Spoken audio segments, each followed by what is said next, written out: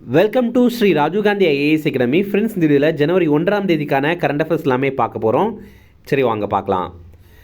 அனைவருக்குமே இனிய புத்தாண்டு நல்வாழ்த்துக்கள். இந்த ஆண்டு உங்களுக்கு சிறந்த ஆண்டாக இருக்க வாழ்த்துக்கள். ஃப்ரெண்ட்ஸ், இந்த வீடியோடைய நோட்ஸ் எல்லாமே கீழே ப்ரீஃபாக டிஸ்கிரிப்ஷன் கொடுத்துருக்கோம். அதெல்லாமே கிளிக் பண்ணி டவுன்லோட் பண்ணிச்சிங்க. அப்புறம் நம்ம டெலகிராம் குரூப் லிங்க்மே கீழே டிஸ்கிரிப்ஷன் கொடுத்துருக்கோம். அதுலேயுமே கிளிக் பண்ணி ஜாயின் பண்ணிங்க. ஓகே, சரி வாங்க பார்க்கலாம். ஃபஸ்ட்டு, எந்த ஆண்டு ஐநா சபை சர்வதேச பெண் விவசாயிகள் ஆண்டாக அறிவித்தது? இதற்கான ஆன்சர் 2026. இந்த ஆண்டை ஐநா சபை சர்வதேச பெண் விவசாயிகள் ஆண்டாக அறிவித்திருக்காங்க. அது கூடவே சர்வதேச புல்வெளிகள் மற்றும் மேய்ச்சல் நிலங்கள் ஆண்டு அப்படின்ற மாதிரியும் இந்த ஆண்டை ஐநா சபை அறிவித்திருக்காங்க. அதே மாதிரி சர்வதேச தன்னார்வலர்கள் நிலையான வளர்ச்சிக்கான ஆண்டு அப்படின்ற மாதிரியும் இந்த ஆண்டை ஐநா சபை அறிவித்திருக்காங்க. அடுத்தது, இந்தியாவில் காச நோயால் அதிகம் எந்த மாநிலத்தவர் பாதிக்கப்படுகின்றனர்? இதற்கான ஆன்சர் உத்தரப்பிரதேசம். நம்ம 2025 ஆண்டு இந்தியாவில் காச நோய் பாதிப்புகள் எப்படி இருந்திருக்கு அப்படிங்கிறத கொஞ்சம் பார்க்கலாம். இந்தியா முழுவதுமே 2025 ஆண்டு 25.64 லட்சத்துக்கு மேற்பட்டவர் காச நோயினால் பாதிக்கப்பட்டிருக்காங்க. ரொம்ப அதிகமாக உத்தரப்பிரதேசத்தில் தான் பாதிக்கப்பட்டிருக்காங்க. 6.79 லட்சம் பேர் பாதிக்கப்பட்டிருக்காங்க. தமிழ்நாட்டிலையும் காசநோய் பாதிப்புகள் ரொம்ப அதிகமாக தான் இருக்குது. 90,421 பாதிப்புகளாக போன ஆண்டு பதிவாயிருக்கு. இந்தியாவில் 1 லட்சம் பேருக்கு 179 பேருக்கு காசநோய் பாதிப்பு இருக்குது. ஆனால் நம்ம தமிழ்நாட்டில் பார்த்திங்கன்னா 1 லட்சம் பேருக்கு 125 பேர் தான் பாதிப்படைகிறாங்க. அப்படி பார்க்கும்போது எண்ணிக்கை கொஞ்சம் குறைவாக தான் இருக்குது. தமிழ்நாட்டில் காசநோயினால் பாதிக்கப்படுறவங்களில் 84% பேர் முதல் சிகிச்சையிலேயே குணமடைகிறாங்க. அது ஒரு நல்ல விஷயம். அதே மாதிரி ஒவ்வொரு மாதமும் 1000 ரூபாய் நோயாளிகளுக்கு வழங்குறாங்க. எதற்காக அப்படின்னா, நோயாளிகளுடைய ஊட்டச்சத்தை மேம்படுத்தணும் அப்படிங்கிறதுக்காக. மத்திய அரசு நம்ம இந்தியாவில் காசநோயை ஒழிக்கிறதுக்கான இலக்கு ஆண்டாக 2025 ஆண்டை நிர்ணயம் பண்ணியிருந்தாங்க. அதே மாதிரி தமிழக அரசுமே தமிழ்நாட்டில் காசநோயை ஒழிக்கிறதுக்கான இலக்கு ஆண்டாக 2025 ஆண்டு தான் நிர்ணயம் பண்ணியிருந்தாங்க. ஃப்ரெண்ட்ஸ், நம்ம ராஜீவ் காந்தி ஐஏஎஸ் அகாடமியில் இந்த ஆண்டு நடைபெற போகிற டிஎன்பிஎஸ்சி குரூப் 1 எக்ஸாமுக்கான ப்ரிலிம்ஸ் டெஸ்ட் சீரிஸ் ஸ்டார்ட் பண்ணியிருக்கோம். ரொம்ப குறைந்த கட்டணத்தில் இதை நம்ம நடத்துகிறோம். நீங்கள் ஸ்க்ரீனில் தெரிகிற நம்பருக்கு கால் பண்ணி பேசி இதில் ஜாயின் பண்ணிக்கலாம். அதே மாதிரி டிஎன்பிஎஸ்சி குரூப் 2 எக்ஸாமுக்கான ப்ரிலிம்ஸ் டெஸ்ட் சீரிஸ் ஸ்டார்ட் பண்ணியிருக்கோம்.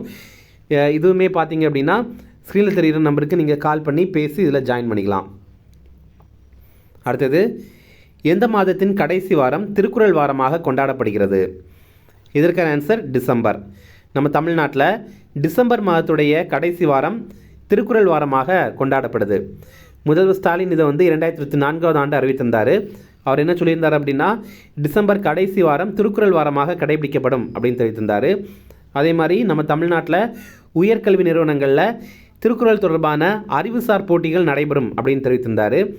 அதே மாதிரி மாவட்டம் தோறும் திருக்குறள் பயிலரங்குகள் மற்றும் பயிற்சி வகுப்புகள் நடைபெறும் அப்படின்னு தெரிவித்திருந்தார்.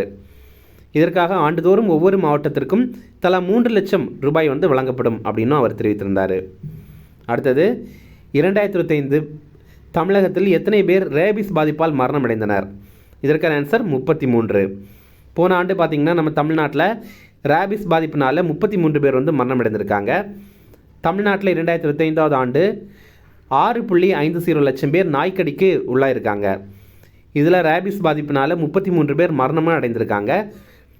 இதில் என்ன ஒரு விஷயம் அப்படின்னா, நாய்க்கடி மற்றும் ரேபிஸ் தொற்றால் பாதிக்கப்பட்டவங்களில் 60% ஆண்களாக தான் இருக்கிறாங்க.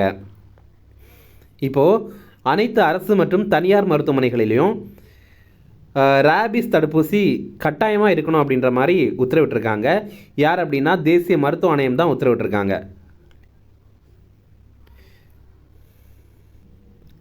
அடுத்தது, நாசிக், சோலாப்பூர், அக்கல்கோட் பசுமை வழிச்சாலை திட்டம் எங்கே அமைக்கப்பட ஒப்புதல் வழங்கப்பட்டது? இதற்கான ஆன்சர் மகாராஷ்டிரா. இப்போ பார்த்திங்க அப்படின்னா, நாசிக், சோலாப்பூர், அக்கல்கோட் பசுமை வழிச்சாலை திட்டம் இது அமைக்க போகிறாங்க. மகாராஷ்டிராவில் அமைக்க போகிறாங்க. இதற்காக மத்திய அமைச்சரவை ஒப்புதல் வழங்கியிருக்காங்க. 374 கிலோமீட்டர் நீளத்தில் 6 வழி பசுமை வழிச்சாலையாக இதை அமைக்கிறாங்க. இதற்காக 19,142 கோடி ரூபாய் மத்திய அமைச்சரவை நிதி ஒதுக்கீடு பண்ணி ஒப்புதலாம் வழங்கியிருக்காங்க. இதன் மூலமாக இப்போ இருக்கிற 31 மணி நேர பயணம் 17 மணி நேரமாக குறையும். அதே மாதிரி பயண தூரம் சுமார் 201 கிலோமீட்டர் வரைக்கும் குறையும் அப்படின்ற மாதிரி எதிர்பார்க்கப்படுது. அடுத்தது 2025 உலக பிளிட்ஸ் செஸ் போட்டியில் ஓப்பன் பிரிவில் சாம்பியன் பட்டம் வென்றவர் யார்? இதற்கான ஆன்சர் மேக்னஸ் கால்சன். இப்போ பார்த்திங்க அப்படின்னா வேர்ல்டு பிளிட்ஸ் சாம்பியன்ஷிப் போட்டி செஸ் போட்டி இப்போ வந்து நடைபெற்றது. இதில் ஓப்பன் பிரிவில் சாம்பியன் பட்டம் வென்றது மேக்னஸ் கால்சன். மேக்னஸ் கால்சன் வந்து நார்வே நாட்டை சேர்ந்த வீரர். ஓப்பன் பிரிவு அப்படின்னா ஆண்களுக்கான பிரிவை தான் செஸ்ஸில் வந்து ஓப்பன் பிரிவு அப்படின்னு சொல்லுவாங்க. இந்த ஓப்பன் பிரிவில் இந்தியாவுடைய அர்ஜுன் எரிகைசி இவர் வந்து வெண்கலப் பதக்கம் ஜெயிச்சிருக்காரு.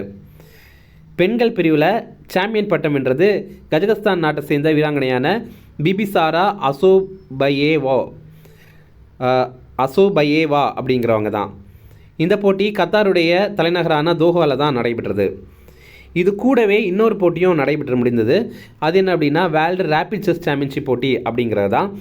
இதில் ஆடவர் பிரிவில் அதாவது ஓப்பன் பிரிவில் சாம்பியன் பட்டம் வென்றது மேக்னஸ் கால்சன் தான். இந்திய வீரரான அர்ஜுன் எரிகைசி இதில் வெண்கலம் ஜெயிச்சிருந்தார். அதே மாதிரி மகளிர் பிரிவில் சாம்பியன் பட்டம் வென்றது யார் அப்படின்னா ரஷ்யாவை சேர்ந்த அலெக்சாண்ட்ரா கோரியாக்சினா அப்படிங்கிறவங்க தான். மகளிர் பிரிவில் இந்தியாவுடைய ஹோனிர் ஹம்பி இவங்க வந்து வெண்கலப் பதக்கம் ஜெயிச்சிருந்தாங்க. இந்த போட்டியுமே கத்தாருடைய தலைநகரான தோஹாவில் தான் நடைபெற்றது. அடுத்தது தற்போது மத்திய அரசு 100 மில்லிகிராம் அதிகமான அளவு கொண்ட நிமிலிசைடு மாத்திரைகளை தடை செய்ய காரணம் என்ன?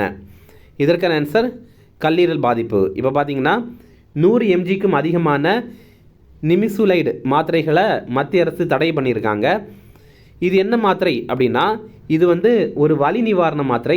அதே மாதிரி காய்ச்சல் ஜுரத்துக்கெல்லாம் கூட இதை கொடுப்பாங்க.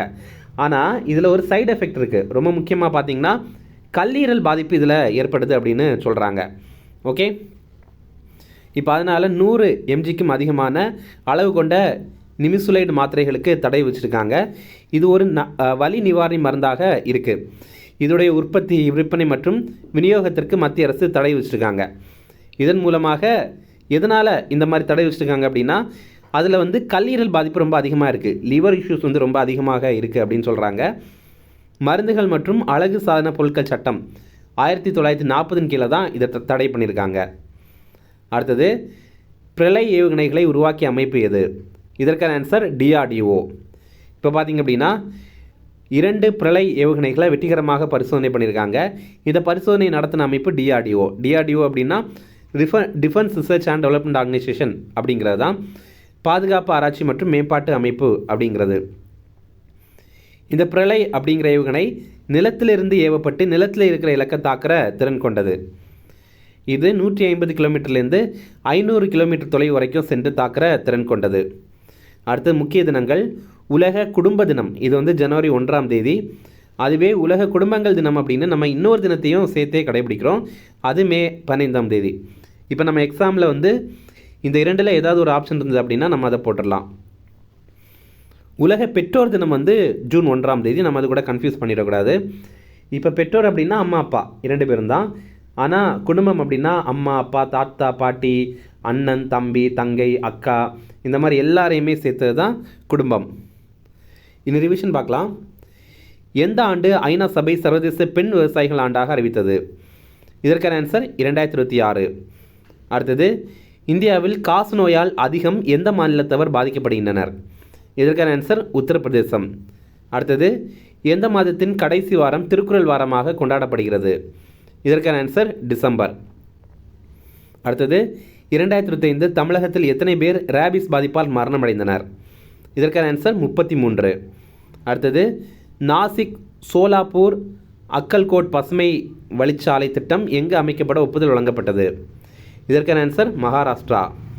அடுத்தது 2025 உலக பிளிட்ஸ் செஸ் போட்டியில் ஓப்பன் பிரிவில் சாம்பியன் பட்டம் வென்றவர் யார்? இதற்கான ஆன்சர் மேக்னஸ் கால்சன். அடுத்தது தற்போது மத்திய அரசு 100 மில்லிகிராமுக்கும் அதிகமான அளவு கொண்ட நிமிசுலைடு மாத்திரைகளை தடை செய்ய காரணம் என்ன? இதற்கான ஆன்சர் கல்லீரல் பாதிப்பு. அடுத்தது பிரளை ஏவுகணைகளை உருவாக்கிய அமைப்பு எது? இதற்கான ஆன்சர் DRDO. அப்புறம் நம்ம போன வீடியோவில் ஒரு கேள்வி கேட்டிருந்தோம், ஒரு ப்ரீவியஸ் இயர் கொஸ்டின் கேட்டிருந்தோம். அதற்கான ஆன்சர் பார்க்கலாம். சோழ அரசி வானமாதேவி சதி மேற்கொண்டார் என்பதை வெளிப்படுத்தும் பட்டயம் எது அப்படின்னா ஆன்சர் வந்து திருவாலங்காடு பட்டயம் அப்படிங்கிறது தான். இன்றைக்கான கேள்வி என்ன அப்படின்னா சங்ககால தமிழ் சமூகத்தில் தோன்றுவன் மாதோ போர்களத்தானே என வீரத்திற்கு முக்கியத்துவம் கொடுத்து பாடிய பெண்பால் புலவர் யார்? Options: Okkur Masathiyar, option B Kaval Pendu, option C Velli Veethiyar, option D Avvaiyar. இதில் கரெக்டான ஆன்சரை கமெண்ட் பண்ணுங்கள். ஓகே, இந்த வீடியோ பிடிச்சா கண்டிப்பாக லைக் பண்ணுங்கள். நம்முடைய சேனலுக்கு சப்ஸ்கிரைப் பண்ணிச்சிங்க. உங்கள் நண்பர்களுமே ஷேர் பண்ணுங்கள். தேங்க்யூ.